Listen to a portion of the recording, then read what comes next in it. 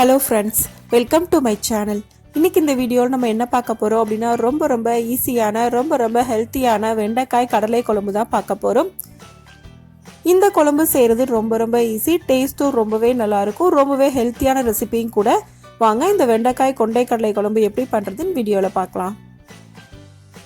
நான் இன்றைக்கி இந்த குழம்பு பண்ணுறதுக்கு வெள்ளை கலர் கொண்டை கடலை எடுத்திருக்கேன்.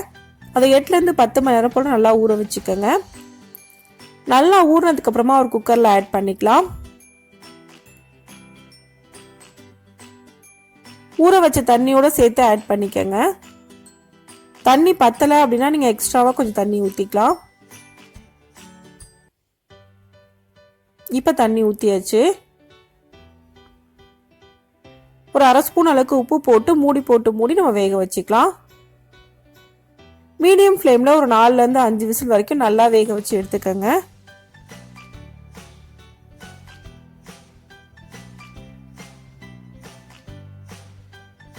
இப்போ எனக்கு 5 விசில் வந்துருச்சு. நான் அடுப்பை ஆஃப் பண்ணிடுறேன்.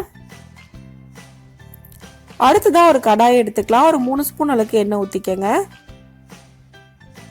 எண்ணெய் நல்லா சூடானதுக்கப்புறமா ஒரு 1/4 கிலோ அளவுக்கு வெண்டைக்காயை இது மாதிரி பெரிய பீஸாக கட் பண்ணி வச்சுருக்கேன். அதை போட்டு நல்லா ஃப்ரை பண்ணி எடுத்துக்கலாம். வெண்டைக்காய் இந்த அளவுக்கு தான் கட் பண்ணோம், ரொம்ப சின்னதாக கட் பண்ணிடக்கூடாது. இப்போ சிம்மில் வச்சு இதை மூடி வச்சிடலாம். அப்பப்போ மிக்ஸ் பண்ணி விட்டு நல்லா ஃப்ரை பண்ணி எடுத்துக்கோங்க. இந்த அளவுக்கு ஃப்ரை பண்ணால் போதும். அப்போ தான் வெண்டைக்காயோட வளவளப்பு தன்மை எதுவும் இருக்காது. இந்த அளவுக்கு ஃப்ரை பண்ணதுக்கப்புறமா இதை எடுத்து ஒரு தட்டில் தனியாக வச்சுருங்க.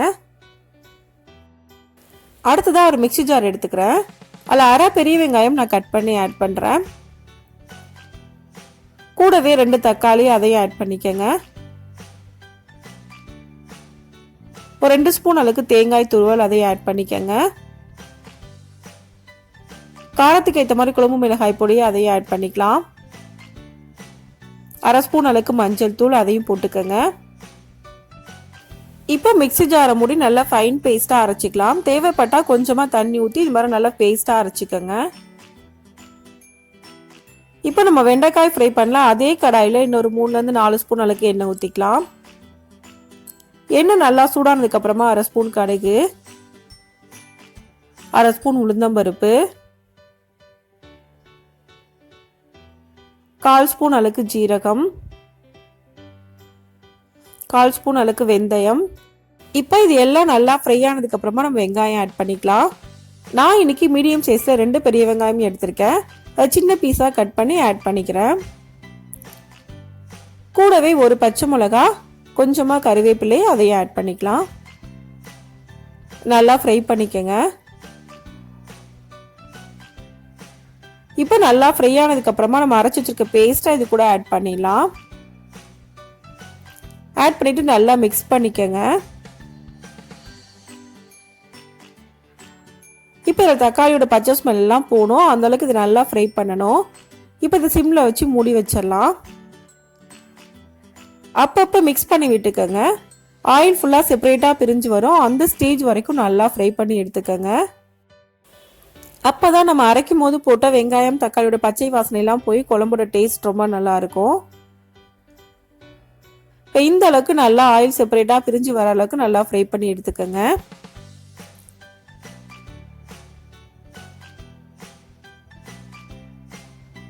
இப்போ நம்ம கரைச்சி வச்சிருக்க புளியை இது கூட ஆட் பண்ணிடலாம். நான் இன்னைக்கு ஒரு எலுமிச்சம்பழ அளவுக்கு புளி கரைச்சி எடுத்து வச்சிருக்கேன். இது கூட ஆட் பண்ணிக்கிறேன். குழம்புக்கு தேவையான அளவுக்கு தண்ணியும் ஊற்றிக்கலாம். இப்போ இது கூட தேவையான அளவுக்கு உப்பு சேர்த்துக்கோங்க. நான் இன்னைக்கு 1.5 ஸ்பூன் அளவுக்கு உப்பு போடுறேன். இது எல்லாம் சேர்த்துட்டு நல்லா ஒரு தடவை மிக்ஸ் பண்ணிக்கலாம்.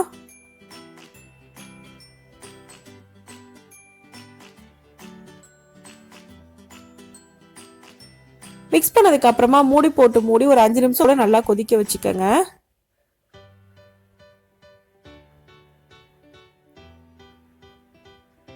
இப்போ நல்லா கொதிக்க ஆரம்பிச்சிருச்சு. இன்னும் ஒரு 2 நிமிஷம் போல நல்லா கொதிக்க வச்சுக்கோங்க. அப்பதான் புளியோட மிளகாய் தூளோட பச்சை வாசனை நல்லா போய் குழம்போட டேஸ்ட் நல்லா இருக்கும். இப்போ நல்லா கொதிச்சிருச்சு. இந்த ஸ்டேஜில் வேக வச்சு வச்சிருக்க கடலை நம்ம ஆட் பண்ணிடலாம். கூடவே ஃப்ரை பண்ணி வச்சிருக்க வெண்டைக்காயும் ஆட் பண்ணிடலாம். இது ரெண்டும் ஆட் பண்ணதுக்கு அப்புறமா ரொம்ப நேரம் குக் பண்ண வேண்டிய அவசியம் இல்லை. ஏன்னா நம்ம கடலையும் நல்லா வேக வச்சு எடுத்து வச்சிருக்கோம். கூடவே வெண்டைக்காயும் நல்லா ஃப்ரை பண்ணி வச்சிருக்கோம். ஒரு 5 நிமிஷம் போல் குக் பண்ணால் போதும். இது கொதிக்க ஆரம்பிச்சதுக்கப்புறமா நம்ம சிம்மில் வச்சு ஒரு 5 நிமிஷம் போல் மூடி வச்சிடலாம். இப்போ கொதிக்க ஆரம்பிச்சிருச்சு. நான் சிம்மில் வச்சு மூடி வச்சிடுறேன். ஒரு 5 நிமிஷம் போல் குக் பண்ணால் போதும். நமக்கு ஆயில் ஃபுல்லாக செப்பரேட்டாக பிரிஞ்சு வரும். இப்போ ஆயில் ஃபுல்லாக செப்பரேட்டாக பிரிஞ்சு வர ஆரம்பிச்சிருச்சு. இந்த ஸ்டேஜ் வரைக்கும் குக் பண்ணால் போதும். இப்போ நம்ம அடுப்பை ஆஃப் பண்ணிடலாம். இப்போ நமக்கு ரொம்ப ஈஸியான ரொம்ப ஹெல்த்தியான வெண்டைக்காய் கொண்டைக்கடலை குழம்பு ரெடி ஆயிடுச்சு. இந்த குழம்பு செய்கிறது ரொம்ப ஈஸி தான். இந்த குழம்பை இதே மெத்தடில் நீங்களும் செஞ்சு பாருங்கள். இந்த வீடியோ உங்களுக்கு பிடிச்சிருந்தா லைக் பண்ணுங்கள், ஷேர் பண்ணுங்கள், கமெண்ட் பண்ணுங்கள். மறக்காமல் சேனலை சப்ஸ்கிரைப் பண்ணுங்கள். தேங்க்ஸ் ஃபார் வாட்சிங்.